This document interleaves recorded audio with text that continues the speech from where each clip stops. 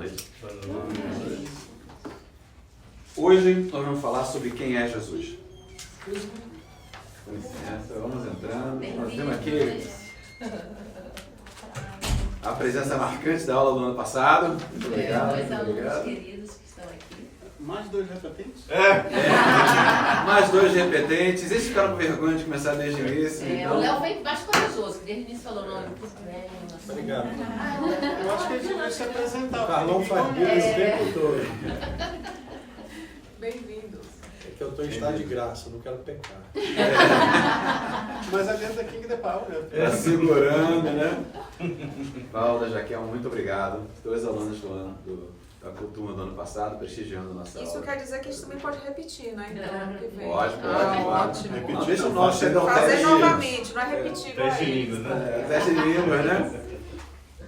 Mas hoje nós vamos falar sobre uma coisa que parece óbvia. Nós falamos que nossa igreja é cristocêntrica, nós falamos sobre a Santíssima Trindade, nós falamos entre as crenças e os mistérios e o querigma, nós falamos a beça de Cristo. Mas quem é Cristo? Como você explica Cristo? É uma palavra poderosa, até quando falada, né? Mas quem é a pessoa Cristo? Quem é a divindade Cristo? O que ele é? O que significa? O que o nome dele significa? Então, é isso que nós vamos explorar hoje. Certo? Antes de chegar lá, nós vamos fazer uma revisão da aula passada. Na aula passada nós falamos sobre o querigma, uma aula que também não teve no ano passado. Mas está gravado? Está carregado lá, se quiser, né? Ficou ótimo o vídeo. Ficou legal, né? Eu agora estou gravando deitado, assim, a gravação está ficando melhor. Então, as 4 áreas do querigma, que Deus nos ama, o pecado nos separa de Deus, Jesus é a solução e o convite à conversão. Ou seja, Deus nos amou tanto o mundo que deu seu único filho para quem nele cresce e não perecesse e vivesse a vida eterna. Deus nos ama, nos trouxe. Porém, o pecado nos afasta, pecado venial, pecado mortal. Tentamos ver se a gente conseguia tirar 3 pecados, só descobrimos 2. Então, venial mortal, o venial fere, o mortal rompe, um montão de veniais acabam se transformando num mortal.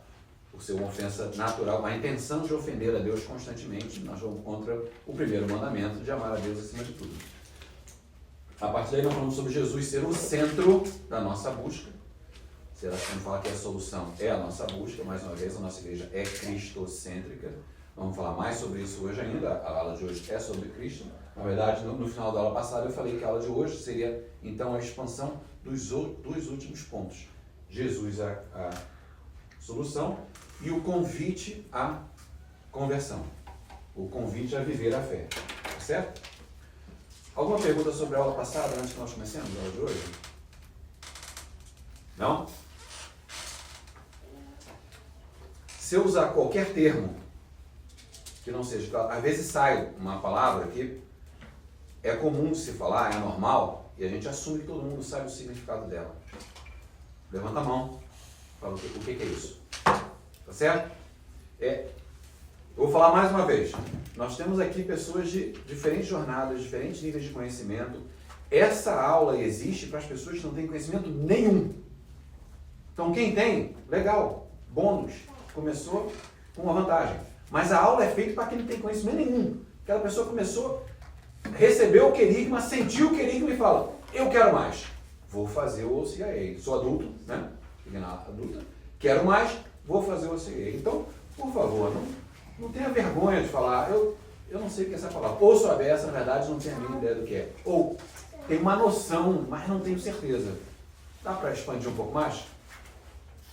Posso contar com vocês para isso? Tá? Eu não posso deixar que dúvidas fiquem abertas.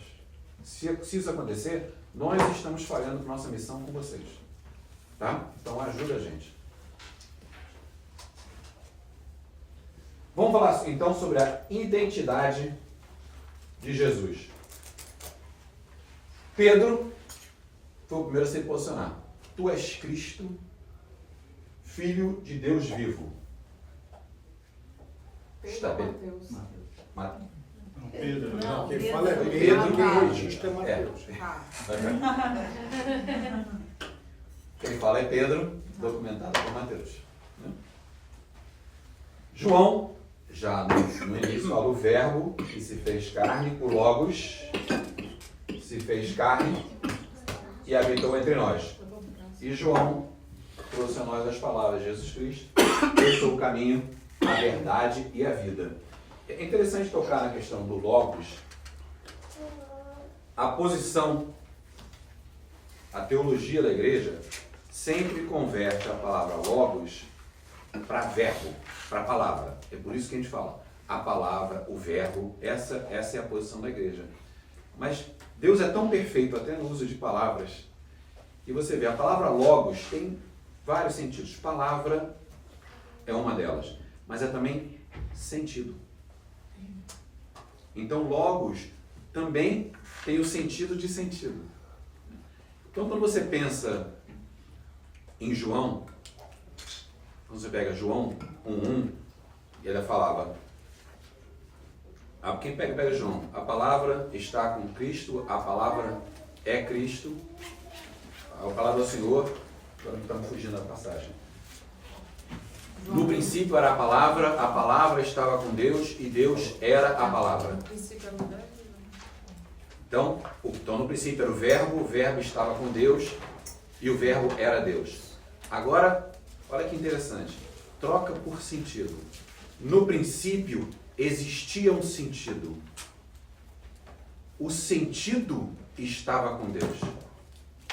O sentido de tudo era Deus.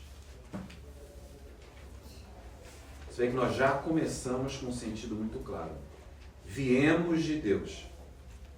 Buscamos voltar para Deus. E o sentido da nossa jornada é estar com Deus. Então, quando você fala Jesus Cristo é a solução, Jesus Cristo é o sentido, é literalmente, é o sentido, é o significado e é o sentido, direção. Então, essa palavra sentido é muito poderosa quando aplicada sobre esse contexto.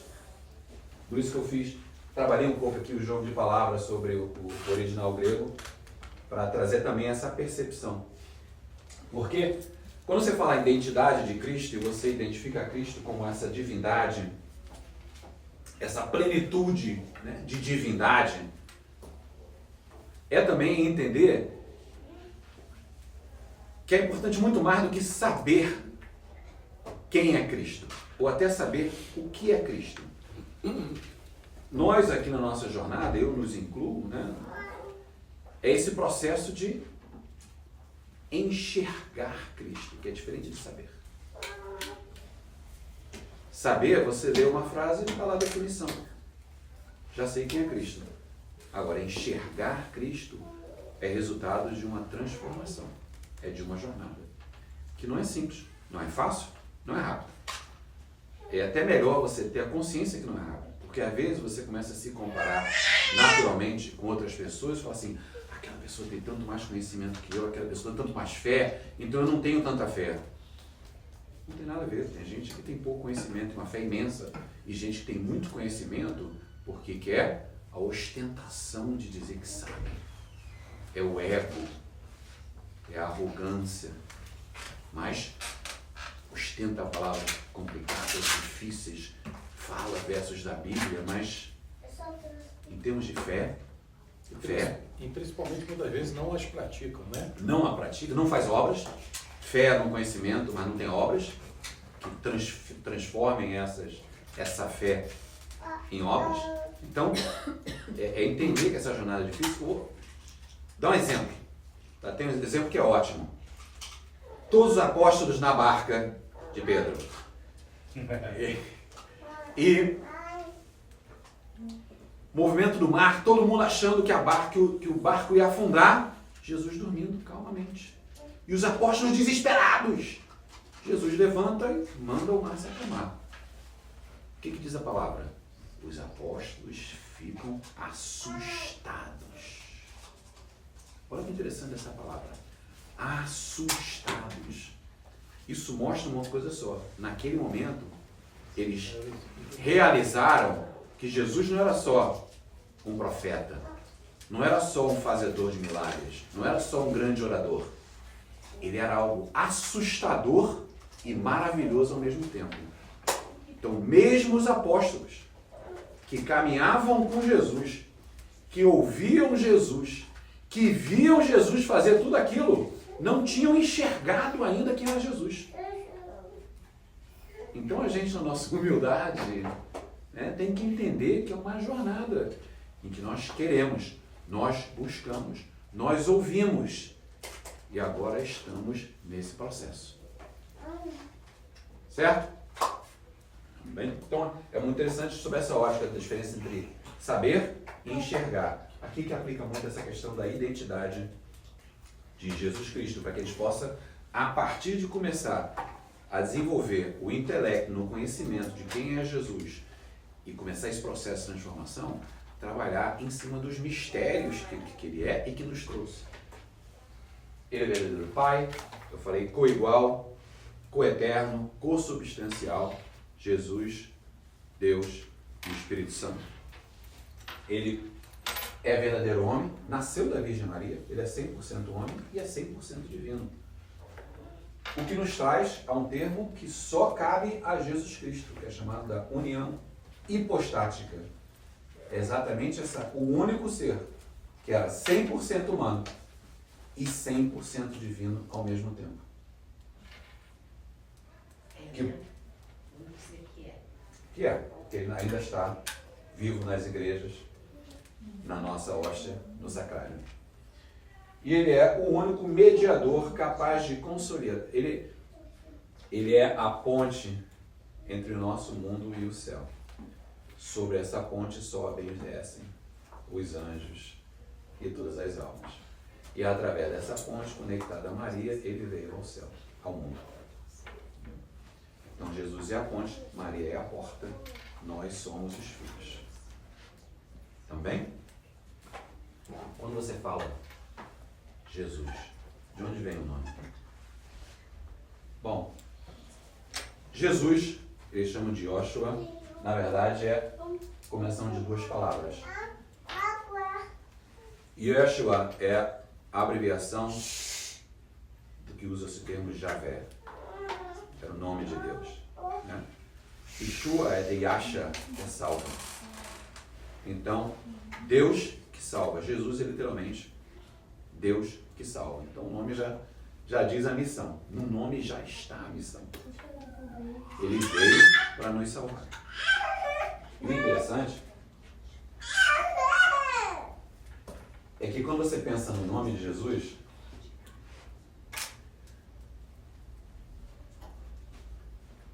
vocês já viram o estudo da molécula DNA? Já ouviram falar? Quem já ouviu falar? Levanta a mão. Fizeram uma análise. Será que eu consigo sair e voltar? Você vai desenhar?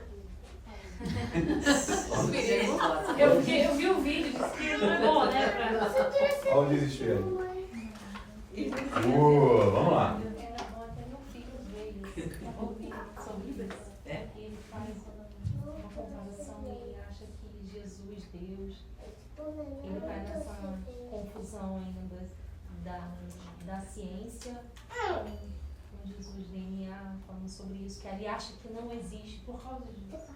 É interessante, quando você pensa em Jesus, essa coisa pode até botar para ele assistir a aula. Ele está fazendo catequese. Jesus é tão perfeito e ele tem um humor divino. Jesus. É um humor divino que ele fez assim. Eu vou criar, eu desde agora vou colocar coisas que só vão ter condição de descobrir daqui a 1000 anos, milênios. Até então, e aí as pessoas vão começar a ver. Porque não importa, tem gente que pode ver e não vai acreditar. Os fariseus viram Lázaro ser ressuscitado e a decisão, não vamos acreditar, vamos matar Lázaro. Essa é a decisão. Não queriam ver de forma alguma. Então tem gente que você vai explicar, você vai falar, você vai mostrar e não vai ver, porque o pior cego é o que não quer ver. Infelizmente também a gente só pode ajudar quem quer ser ajudado. Então, nós ajudamos a Deus, o trabalho é de Deus de converter essas pessoas. Ele, na verdade, que converte as pessoas. O máximo que a gente faz é dar conhecimento. Tá? Mas, eles foram fazer um estudo de DNA. Estão fazendo estudo das moléculas de DNA. Aí descobriram que em vários pedaços de DNA existia uma ponte proteica. Até aí. Legal. Mais uma informação sobre o DNA. Aí eles começaram a ver que existia um padrão. Né? E esse padrão, a cada 10, a cada 5, a cada 6 e a cada 5 existia uma nova ponte. Repetidamente. 10, 5, 6, 5, 10, 5, DNA inteiro. Que curiosidade, mas até aí é uma formação DNA, tem outras coisas que existe um padrão. Né? Aí alguém falou assim, mas no hebraico as letras estão associadas a números. O que são esses números?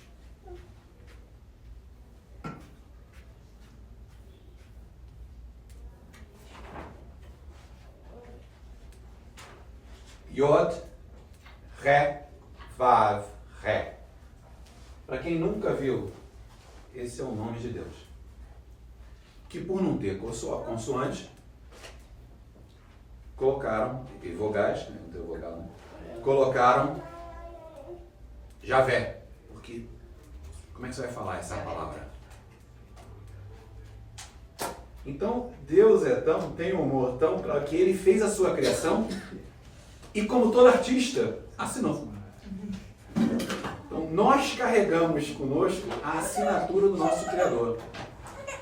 E mais ainda, isso eu acho lindo. Como é que você fala essa palavra? Como é que você consegue falar essa palavra? Não se consegue. Só existe uma forma de se você for tentar dizê-la corretamente, você não pode usar nenhuma vogal. Então só existe uma forma de falar, é. A forma de falar é. O que é? A respiração. Então nós falamos o nome de Deus ininterruptamente na nossa vida. E é a primeira palavra que sai da nossa boca. E é a última palavra que sairá da nossa boca. A presença de Deus em nós é muito maior do que nós imaginamos. Cabe a nós permitir que Ele nos transforme. Esse é o chamado. Bem?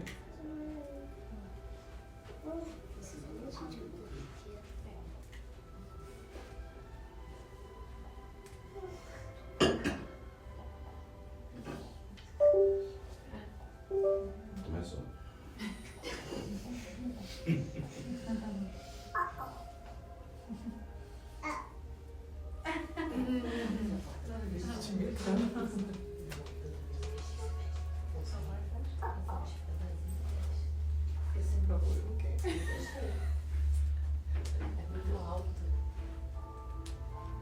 Sabe alguma coisa me dizer que eu não devia fazer aqui, mas tudo bem. Acho que era preciso. Vamos lá. Graças a Deus, obrigado. Jesus Cristo é, acima de tudo, o centro de nossa fé. Eu quero falar um pouco sobre isso porque no mundo de hoje, todo e qualquer conceito está associado a ideias, a filosofia, né? Então as pessoas pensam que a Igreja Católica, que os nossos fundamentos são conceitos, são filosofias, são discussões, mas não é nada disso. Você fez teologia? Não. Tem uma faculdade aqui na Flórida, eu estou pensando em fazer, mas eu preciso me aposentar primeiro para poder me dedicar da forma que eu quero me dedicar a isso. Não são ideias, nem um sistema. A verdade é que a igreja nasceu do encontro com uma pessoa que morreu por nós e ressuscitou. Então, mais do que uma filosofia, mais do que um conceito, mais do que ideia, mais do que o sistema, a nossa igreja é, na verdade, tão simples quanto uma confissão de fé em Jesus Cristo. É isso que nós somos. A nossa essência é a resposta ao querigma. dispostos à verdade, nós aceitamos e buscamos essa jornada, buscamos Jesus Cristo. Então, é importante entender que não vamos falar, os conceitos da filosofia não... A nossa igreja é muito maior do que essa tentativa de colocar dentro de uma caixinha a verdade. Porque a verdade é uma só.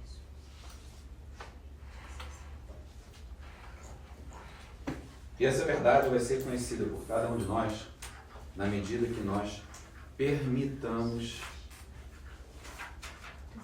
escutar, estar disponíveis, verdadeiramente disponíveis, e buscar essa conversão. Tivemos o querigma, que é o primeiro anúncio. Escutamos o chamado. E, como Nicodemos ouviu à noite de Jesus, é preciso que você renasça. É preciso renascer. É preciso que o seu antigo eu morra para que o seu novo eu floresça. Embaixo de uma nova forma de pensar, embaixo de uma nova forma de ver o mundo à nossa volta, embaixo de uma nova forma de entender até a nossa missão aqui. Que cada um de nós tem uma missão. Nicodemos até quis, mas não teve coragem. Nicodemos até quis e não teve coragem. É importante que cada um de nós entendamos, isso, eu acho isso muito legal de entender. Cada um de nós é uma palavra que foi pronunciada somente uma vez por Deus. Uma palavra deu origem a cada um de nós. A nossa busca é entender que palavra é essa. Quais são as contribuições que fizeram com que nós viéssemos a esse mundo. Quais são as mudanças e as ações que só são possíveis através de cada um de nós. Que cada um de nós tem uma missão única que veio para trazer contribuição para o reino de Deus. Então a nossa jornada é através do autoconhecimento, através da alimentação da graça e através da alimentação do que a igreja nos ensina, do caminho da salvação, entender quais são as contribuições únicas que somente nós, cada um de nós, somos capazes de trazer a esse mundo. E essas contribuições nos afetam e afetam aquelas pessoas com quem nós convivemos. Então existe esse conceito de expansão da graça. Expansão da nossa capacidade de nos salvar e de salvar almas. Por isso nós somos evangelizadores. Parte da nossa função é levar as boas novas a quem está perto de nós. A não nos omitir quando nós somos questionados ou quando se sente que alguém está aberto a ouvir. Tudo bem? Isso vem através de uma transformação. A palavra-chave aqui é metanoia. Quem já ouviu falar essa palavra? Quem não ouviu falar essa palavra? Legal. Metanoia. Metanoia, na verdade, é a combinação de duas palavras. Tá? Meta, que significa transformação, além de, em alguns sentidos diferentes. E noia, que é mente, pensamento, forma de ver. Tá? Então, metanoia, você vê que meta, você consegue metamorfose, né? É meta, mudança de morfes, de forma. Então, a mudança de uma forma é a metamorfose, né? Ou você pensa paranoia, para significa além de. Então, paranoia é quem está pensando além de um pensamento normal. O cara está paranoico. Ele tem o óbvio e ele está pensando uma coisa muito além. Ele viajou, como diria no Rio, né? Viajou. Então, quando você junta metanoia, essa transformação interna profunda, que é causada em nós, para que o velho morra, para que o novo nasça e cresça. Porque também só nascer e não desenvolver, você está perdendo a capacidade de se ajudar e ajudar outros.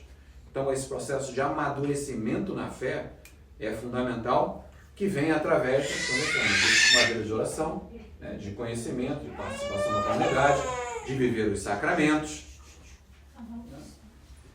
É importante nesse processo que, conforme você entenda melhor o que é certo, o que é errado, o que são virtudes, o que são vícios, você começa a se afastar do pecado. E quanto mais você se afasta do pecado, mais você se aproxima de Deus. Porque lembra, o pecado é o que te afasta de Deus. É uma renovação contínua, quer dizer, é um processo que acontece todo dia, na sua primeira lição de dia, quando você acorda, até o momento em que você dorme. E é uma resposta livre à graça. Por que é uma resposta livre? Porque nós temos o livre-arbítrio. A graça está disponível a todos, aos filhos de Deus e às criaturas de Deus. Porém, nem todos fazem bom uso disso que vem para nós de graça. Então é um alimento que não nos alimenta, para quem opta não seguir. Quando você entende como a graça pode te transformar e alimentar essa transformação, você começa a buscar mais graça. Você precisa desse insumo para permitir a transformação. E quanto mais você adquire conhecimento sobre isso, mais você entende a necessidade de receber e viver a graça e da importância de como receber a graça. E aí você aumenta a sua vida de oração, você aumenta a participação na comunidade, você aumenta viver os sacramentos, você comunga o máximo que der, contra a vez ideia, você vai confessar, você começa a fazer uso dos instrumentos que o homem morreu por nós, para que nós tivéssemos essa informação, para que nós pudéssemos crer na vida eterna através da ressurreição.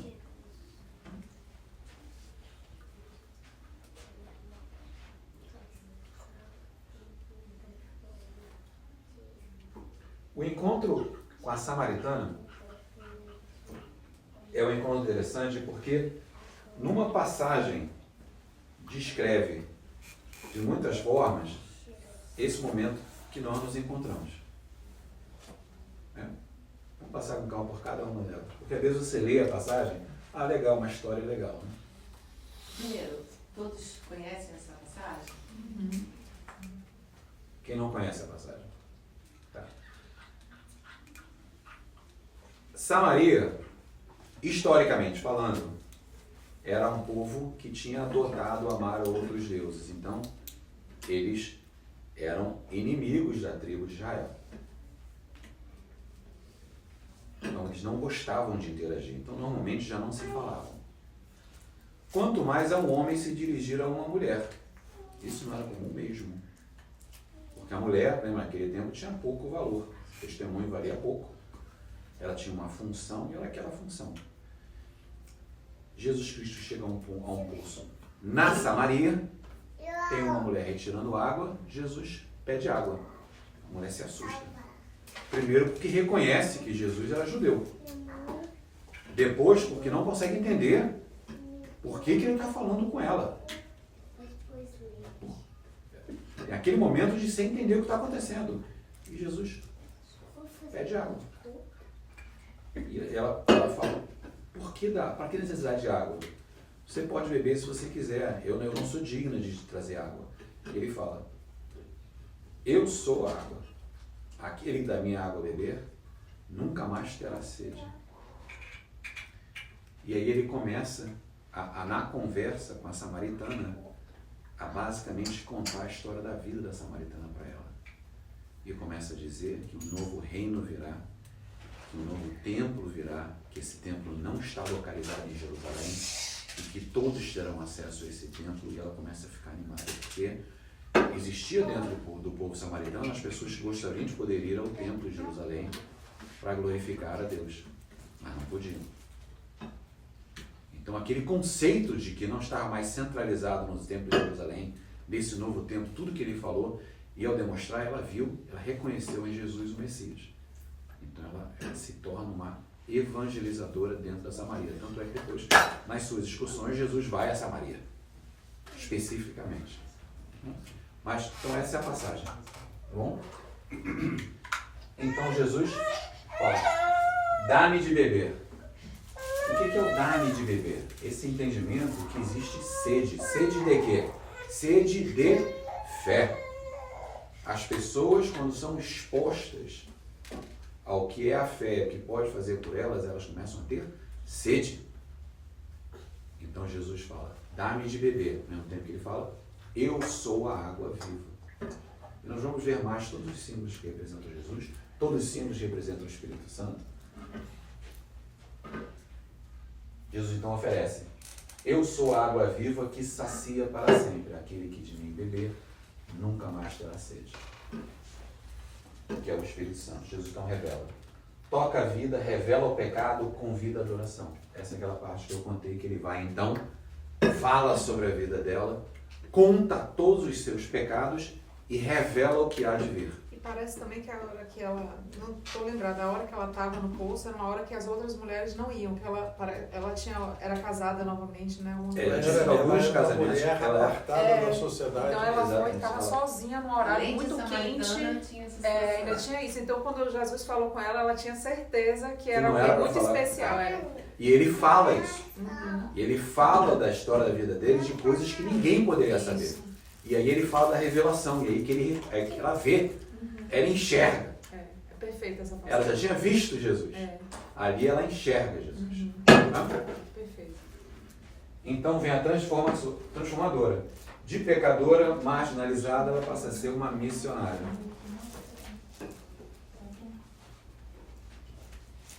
Também? Gente, tem uma pergunta? O que Jesus fazia na Samaria? Era uma cidade assim vizinha? Era uma área cuja capital era Samaria. Ele foi intencionalmente. Ele foi intencionalmente. Ele Ele foi Porque intencionalmente. ele manda os discípulos irem na frente e ele fica esperando ela. É. Ele sabia muito bem o que ele estava fazendo. Jesus tinha somente 3 anos para deixar o legado que ele deixou. Então todas as suas ações foram muito pensadas. E tem uma. Você falou outra coisa que eu entendo. Por que só aos 30 anos que ele começou a se expor publicamente em termos dos seus feitos? Essa Tem é uma uma explicação? Não, uma Eu informação. tenho uma observação. Tem ideias. Não, ele tinha que ter um preparo. Lembra que ele não era só 100%, ele era 100% humano e 100% Deus. E ele precisava ter um preparo para poder chegar nesse momento e ter toda a condição, tanto intelectual, como é que eu vou dizer? Ele tinha que estar pronto. E ele não ia estar pronto antes disso. Esse é um dos motivos. Ele não ia estar pronto com os 15 anos de idade. E também as pessoas não iam dar moral, ia dar credibilidade Sim. sobre a sua 15 anos de Sim. Agora a gente pode se informar para ver se tem algo a mais que isso, mas pelo que eu sei até Mas eu hoje. te entendo que não tem registro, tem um gap muito grande, né? Sobre a vida de Jesus. Sim. Jesus. fala do nascimento. Do nascimento e depois. Sim. Eu falo Eu quando acho ele, que esse quando ele que tinha causa- 12, né? Ele se perdeu, Quando ele tinha né? 12 anos, né? Que ele já É, dava até aula, foi talvez achado com no 12 ele tempo. já dava fazendo uns milagres, uns mistérios aí, né?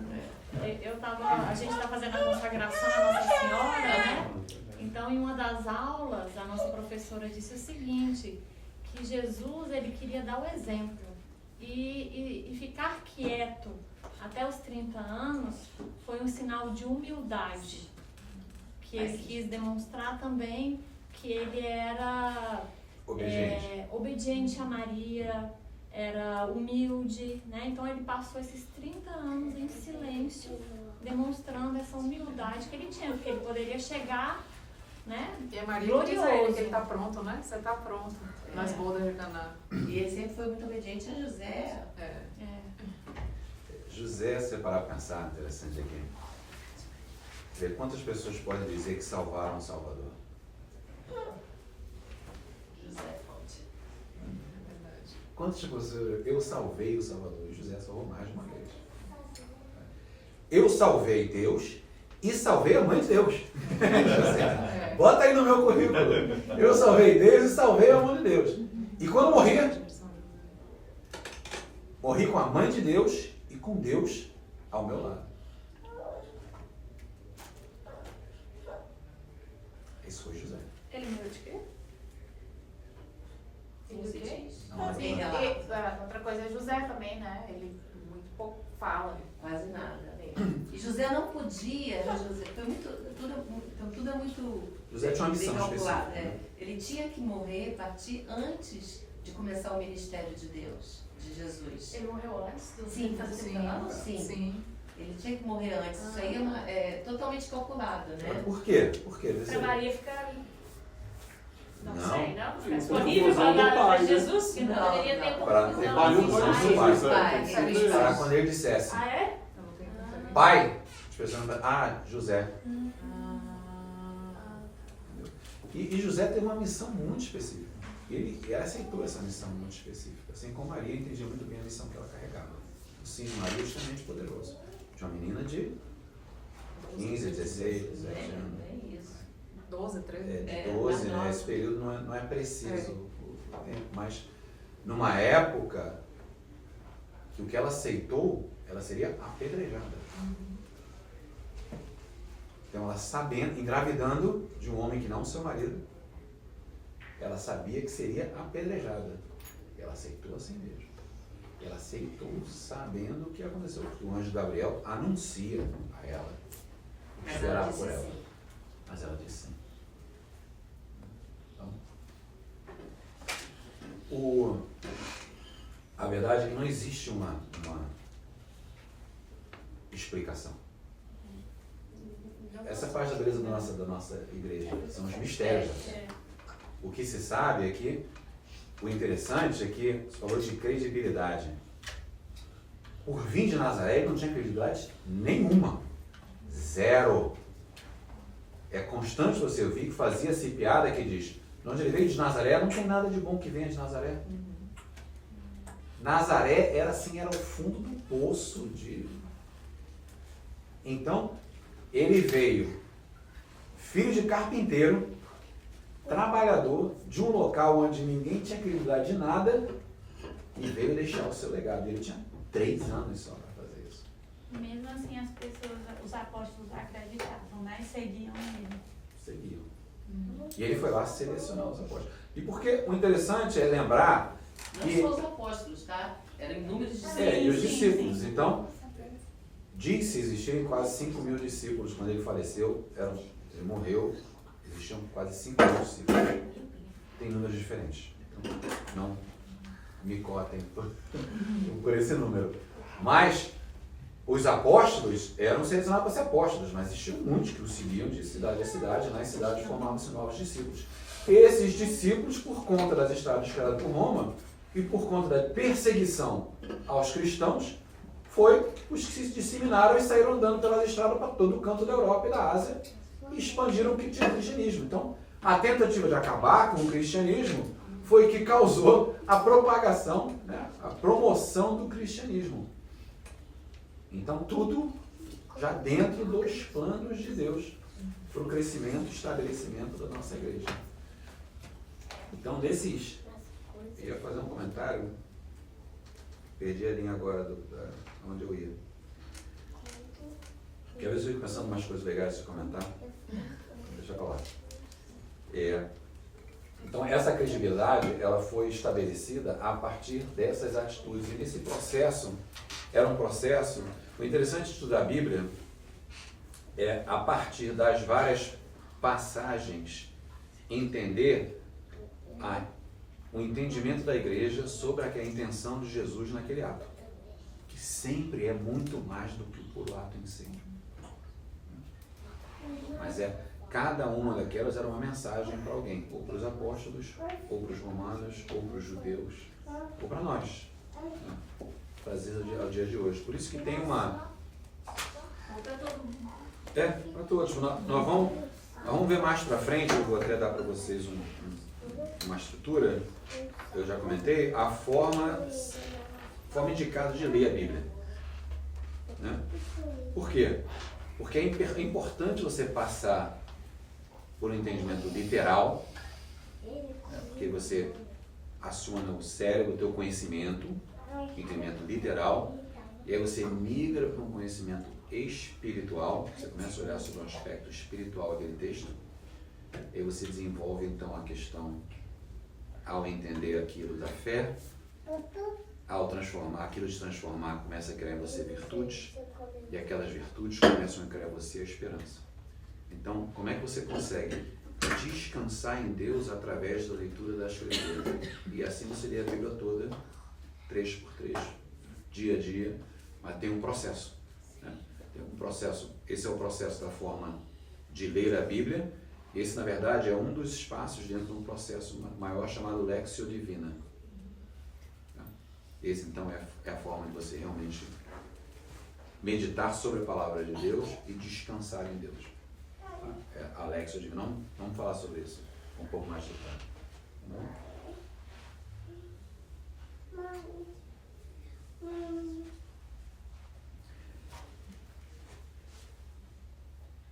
Essa parte parece simples, mas na verdade é uma das partes mais difíceis. Né? Porque não é incomum que da boca para fora, com boas intenções, eu nem digo que é fingimento não, com boas intenções, nós temos uma predisposição a tomar certas atitudes. Mas aí o mundo começa a nos tentar. Você começa, hoje na homilia, o padre Paulo Ricardo fala sobre isso. Sobre aquele fiozinho que você quer dar. Você dá tudo, mas não dá tudo exatamente. Tem aquela coisinha ali que você fala, isso aqui Deus não toca não, deixa isso aqui quieto, isso aqui eu não quero abrir mão. Mas ele fala bem claro, Deus não quer algo de nós, não. Deus quer tudo. Ele nos deu tudo. Ele quer tudo. Então, a transformação é você conseguir ir quebrando esses vínculos que vão prendendo a um conceito de segurança, um falso conceito de segurança, a um falso conceito de estabilidade, a um falso conceito de conforto, a um falso conceito de poder, a um falso conceito de fama, a um falso conceito de relevância, a um falso conceito de conforto. Porque tudo isso acaba. Eu contei a história do plantador de maçãs? Não? Então, eu vou contando essas histórias para enriquecer o conceito. Tá? Mas então, tinha um plantador de maçãs. Ele plantava as melhores maçãs da região. Mas assim, aquela maçã de filme de Branca de Neve. Branca de Neve. Eu comecei a misturar aquele Bela Adormecida, né? Filme de Branca de Neve, obrigado. Aquela maçã bonita, aquelas macieiras perfeitas. E ele se gabava que as minhas macieiras são as melhores macieiras do mundo. E ele contava a história. Belo dia, de idade, adoeceu e morreu. O que aconteceu com as macieiras? Vamos lá. O que vocês acham que aconteceu com as macieiras? Depende, se alguém cuidou, continuaram dando maçã. Se ninguém cuidou, morreram. As macieiras continuaram dando a maçã. Olha aí. O mérito da maçã. Por quê? Porque não pertence a ele. Pertence a Deus. Né? É que nós conversamos. Tudo o que nós temos, tudo o que nós somos, pertence a Deus. Nós somos meros administradores dos recursos que Ele nos dá, para que nós possamos entregar a Ele aquelas contribuições pelas quais nós fomos criados. Ou seja, Ele faz perfeito, a gente estraga, né? Sempre. É isso aí. Ele fez o mundo perfeito e os nossos primeiros pais já escorregaram na maionese. Como é? Na maçã. É verdade. Escorregaram na maçã, tropeçaram na maçã. Não é uma maçã, né? Não é uma maçã, na verdade. É um fruto. Mas, até porque se fala, né? Não é a maçã, é um fruto. Mas, E é isso importante também, quando eu falei antes mais cedo sobre nós temos uma palavra única e contribuições que são únicas, só capazes através de cada um de nós. E essas são as missões que nós recebemos e que existe no próprio Deus a esperança de que nós possamos realizar todo o nosso potencial. Então Ele constantemente nos chama. Constantemente nos chama. Nos chama pelas tribulações, pelas dificuldades, pela forma da gente acordar para começar a ver qual é o caminho certo. Então, no fundo, Ele permite que nós sejamos bons administradores dos recursos que Ele nos dá. Um dos recursos que Ele nos dá é o nosso corpo. Então, por que de um mandamento com relação à castidade? É a forma como nós protegemos o tabernáculo do Espírito Santo. Por que questionamento sobre tatuagens, ou você se machucar, se maltratar? Tem várias coisas que nós fazemos, ou beber demais, ou drogas. Tudo isso, comer demais a gula, né? Tudo isso afeta o nosso corpo, que é um dos recursos que nós recebemos para administrar do Criador. Então aqui, ó, vou te dar um recurso. Vou te ensinar como fazer, eu vou te dar um recurso. E nós optamos por não ouvir. A nossa família, os nossos amigos, os nossos filhos, os nossos pais, o nosso trabalho, a nossa comida, a nossa casa, nosso terreno, a nossa plantação, são recursos, nós somos administradores de Deus. E a gente esquece isso constantemente. Certo? Então, é legal entender essas passagens para, mais uma vez, voltar sempre a essa questão. É uma jornada de transformação que vai fazer com que hoje nós somos uma antena pequenininha para entender o chamado, e a ideia é que nós nos transformemos numa grande antena para que a gente possa não só captar muito mais a graça, mas possamos transformar as nossas vidas através dessa graça e transformar a vida de outros através do testemunho. Eu falei algumas vezes sobre essa questão da nossa responsabilidade com a comunidade, é de nós sermos testemunhos vivos de Cristo, da forma como a gente transforma a nossa fé em obras. Por isso a importância desse entendimento de como é que eu transformo um conhecimento, uma graça, em obras que glorificam. E como é que essas obras começam a chamar a atenção de outras pessoas. Né? É através do testemunho, através do exemplo. Então, esse compromisso com a vida nova não é um momento, não é uma decisão, é todo dia, é o dia inteiro. São todas as vezes que o mundo te chama. São todas as vezes que, por ignorância, você segue o chamado do mundo. É isso que nós vamos garantir que vai acabar. Essa ignorância. Pelo menos numa parcela que a gente acredita ser significativa. Nosso depósito de fé é uma coisa imensa. Mas o suficiente para que vocês recebam as ferramentas, os maiores caminhos de entendimento, dos maiores pontos que, em se seguindo, o resto começa a acontecer sem você notar. Nós estávamos falando sobre a questão de filmes que se vê, que músicas que se escuta, sem você notar, as coisas começam a mudar. Algumas pessoas começam a se afastar de você. Porque você começa a demonstrar um compromisso, que é um compromisso que essas pessoas não querem tomar. Não querem. E essas pessoas são fora de casa e dentro de casa. Né? Jesus fala, eu vim para dividir famílias.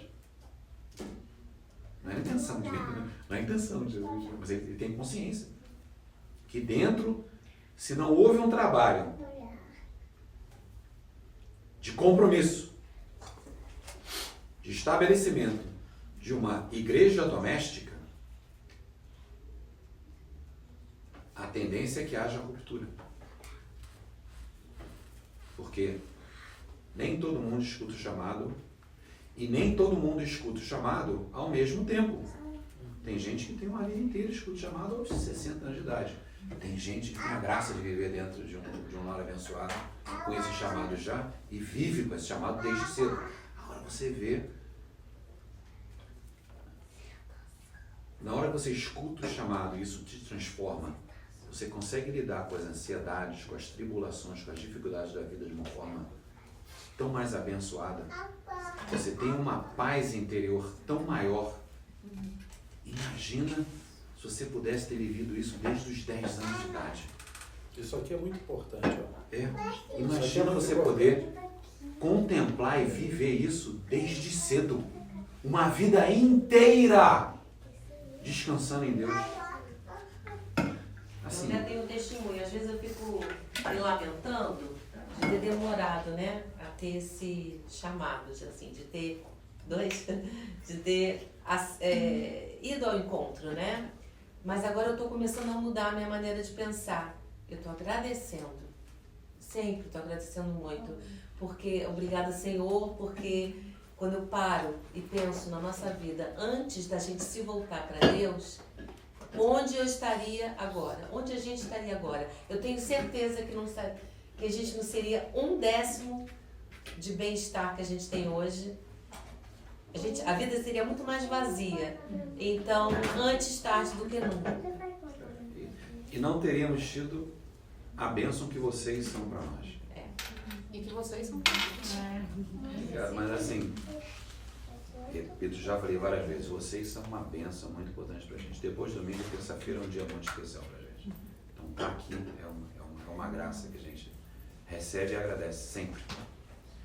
Eu comento muito com a minha esposa essa questão dessa conversão, porque, por exemplo, hoje eu tenho 2 jovens dentro de casa, um de 21 anos e um de 17, que não foram criados assim desde pequenininhos com essa vida voltada para a igreja. Então eu falo isso para minha esposa, eu falo, meu amor, há de se ter paciência, porque eles não foram criados e não viveram o que nós estamos vivendo de 7 anos para cá. Nós viemos numa crescente, estamos no momento, você não vai chegar ali e virar um botão na cabeça deles. Aí eu dou o exemplo do Fernando com a Amanda, dou o exemplo do Fred, que tem filhos muito pequenos, desde muito cedo, frequentando a igreja e vivendo o exemplo. Porque não é só falar, você demonstrar. O exemplo é muito mais O importante. exemplo fala muito mais. Sim, né? Então, assim, eu falo, agora você tem que ter paciência. É o preço que nós vamos pagar por tardiamente termos entrado Mas nada de que uma vida de oração. Só há de se ter paciência. Colocar Respira. diante de Deus. A gente está no Essa nosso mesma caminho questão em também. casa. Os filhos são adultos, alguns casados, e nós cremos na conversão de todos. Então, Rezamos todo dia por isso. Eu garanto que as mães, a gente sempre ora para a conversão dos nossos filhos. E mesmo isso é a conversa que eu tenho com ela. A culpa é meio que nossa. Meio não, é total nossa. Mas assim, quando você fala com a esposa, você tem que dar meia culpa. Porque a culpa, na verdade, foi 100% minha. Não sei porquê ainda, mas foi. Mas tem que ter paciência. Assim, mas eu acho que o processo da igreja ter alterado também foi porque eu fiz essa pergunta muitos anos atrás. Porque eu lembro indo para a igreja com minha avó e a única coisa que eu lembro é que por algum motivo eu estava sempre com fome e impaciente. Eu acho que de repente era um jejum que eu não sabia, mas assim, por algum motivo eu não podia comer. mas acho que Eu não sei, de alguma coisa. Mas nunca teve acesso à informação, era só blá blá blá blá blá. Acho que antes da idade da razão, também não não. necessidade. Então é porque eu não... Agora, engraçado, você minha não- filha, ela é católica por opção, né, Carlão? Porque a gente estava andando, né, em outros lugares e ela falava, não, eu sou católica. E quando a gente ia para casamento, essas coisas, a gente falava, não, vamos chegar um pouquinho atrasada pra... Ela falava, não, eu quero assistir a missa. Não era, Carlão? E a gente tinha que ir porque ela queria assistir a Foi um missa. exemplo para vocês. Foi, até hoje. Que legal. esse compromisso é o que é necessário para o início de mudança. E é o compromisso que acontece hoje, não acontece amanhã, você passa 3, 4 dias sem pensar mais no assunto, aí volta depois, mas é a determinação de ter o compromisso.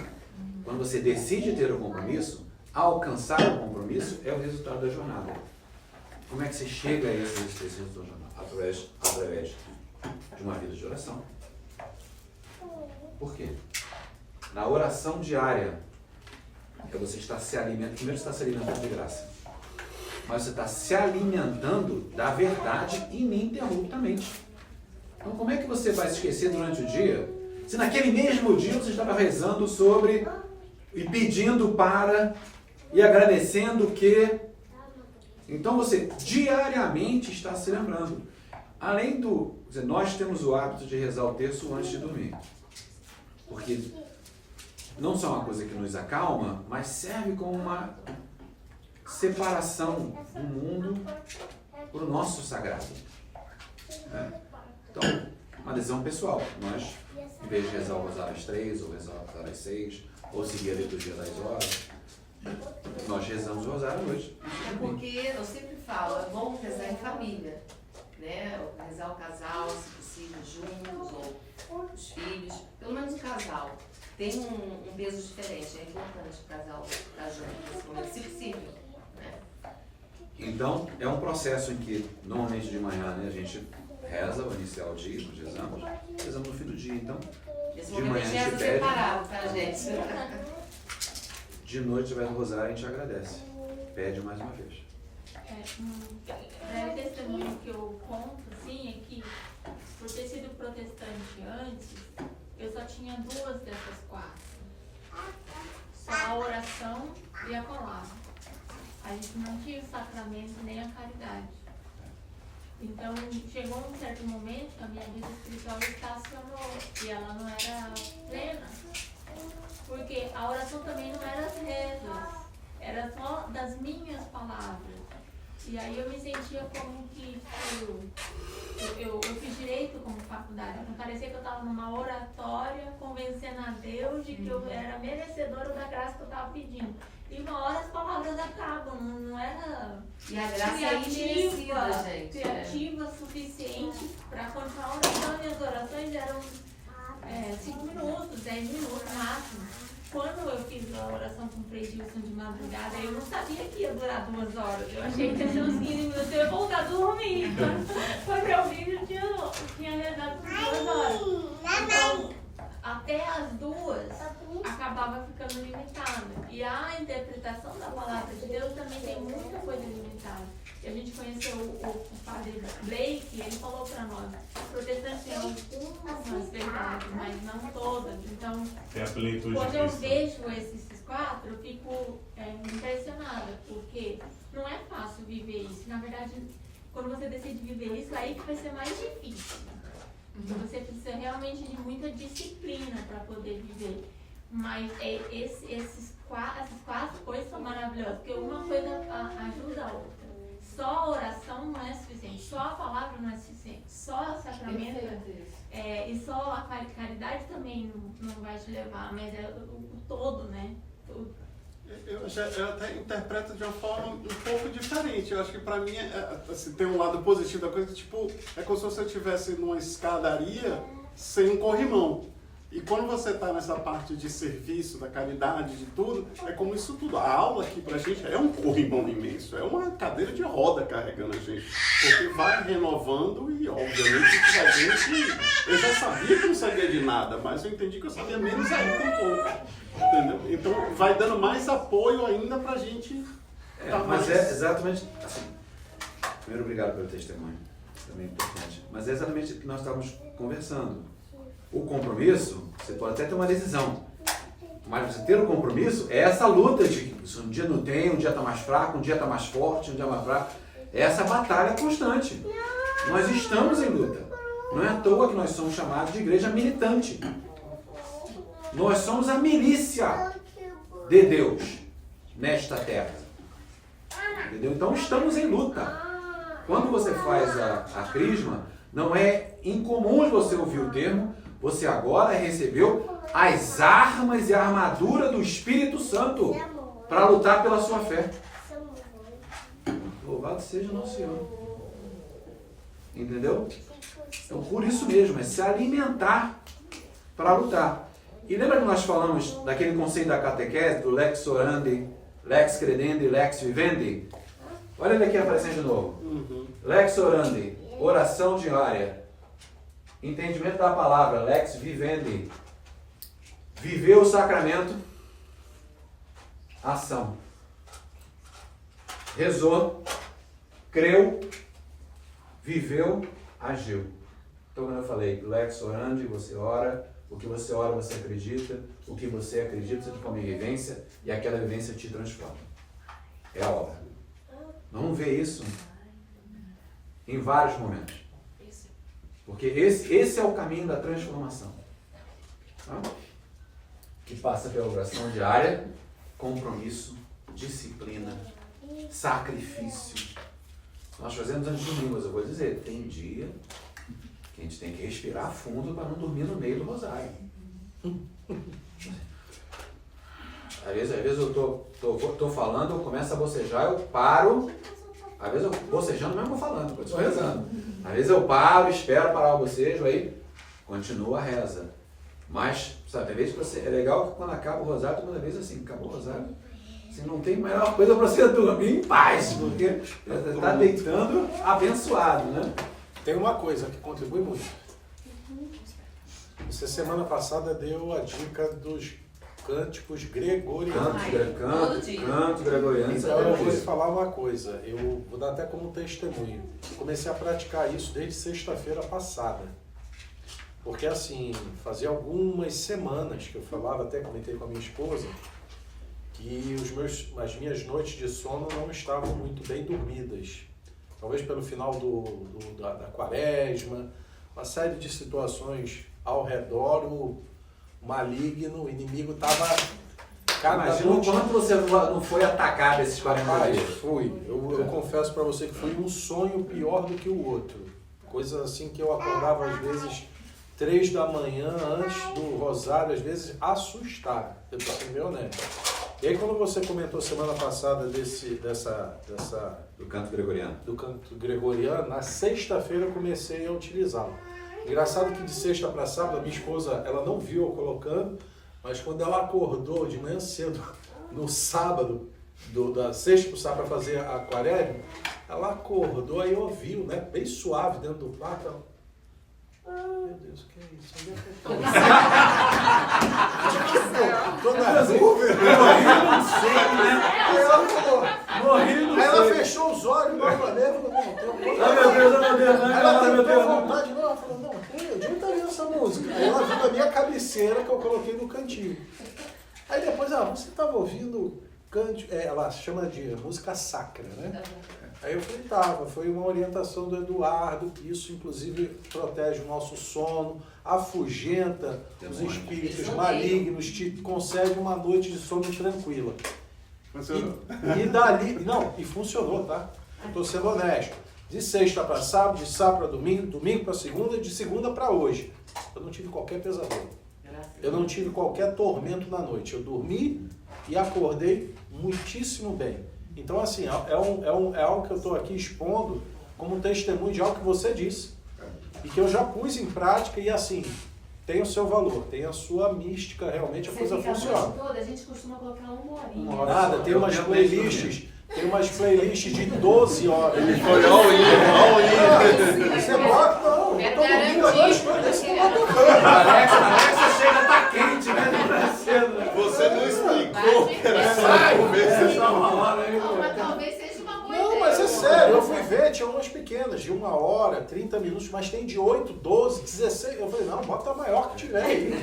Não, é sério, eu tô falando algo que foi dado em sala de aula que realmente tem A gente efeito. trocou intencionalmente, a gente usava uma playlist de 1 horinha de músicas para dormir, calminhas. Quando a gente viu e teve esse conhecimento, a gente voltou na hora. Pois então, quem quiser, experimente, vale muito a pena. Eu estou há 4 noites dormindo, feito um anjo mesmo, tranquilo. E outra, eu acordo, quando eu acordo ainda está tocando. Eu pego, eu não desligo. Por exemplo, hoje eu fui pro banheiro, entrei, botei lá na pia, continuei e tal, sabe? Aquela coisa suave, sabe? Agora, por um acaso, por conta de ter visita, família, a gente parou. Tem até que ativar. Mas na nossa casa eu tocava canto gregoriano o dia inteiro. O dia inteiro. Botava uma rádio Os gatinhos amam. numa rádio, ficava tocando baixo o dia inteiro. O dia inteiro espantando demônio de casa, tocando gregoriano. Então, você não nota que você vem, você para, Você cria um ambiente. você sente aquela paz, porque te traz aquela paz. Sim. Mas aí quando você tem visita, a visita não está no mesmo ritmo, até para respeitar e tudo, a gente também não quer forçar em ninguém. Nós tiramos, mas Lá em casa a gente Agora teve isso é visita. engraçado, Meu pai né? veio visitar com minha madrasta, entrou no clima. A gente fez maratonou Não, mas a meu série. A filho- gente meu assistiu filho o Doutor Não, Nefólios. meu filho, que a gente E o tá dia passando pela Nefálios. conversão dele, meu filho, a primeira vez que eu comprei a Alexa, né, botei na cozinha e falei, Carlão, vai ser minha companhia. E é freguiça. Aí ele chegou as primeiras vezes, o que é isso? Stop, Alexa, stop. Hoje ele já chega e já até canta, se duvidar. vai. É. Oração O tempo de Deus. diária, a gente pede, Uhum. a gente entende a palavra, É um a gente processo. se alimenta dos sacramentos, não só alimenta a nossa jornada, como nos deixa em condição de ter maior chance, como eu falei, de viver o amor divino e não da justiça divina. Porque o julgamento vai acontecer em algum momento. Né? Você não quer ser pego em estado mortal. Não é aconselhável Em pecado mortal. em pecado mortal. E então é transformar essa transformação dentro de você na transformação fora de você, nas suas ações. Deixa eu tirar uma foto. Então, bem? Aula que vem? Ó, Já acabou? Tem Não mais 5 perca. minutos.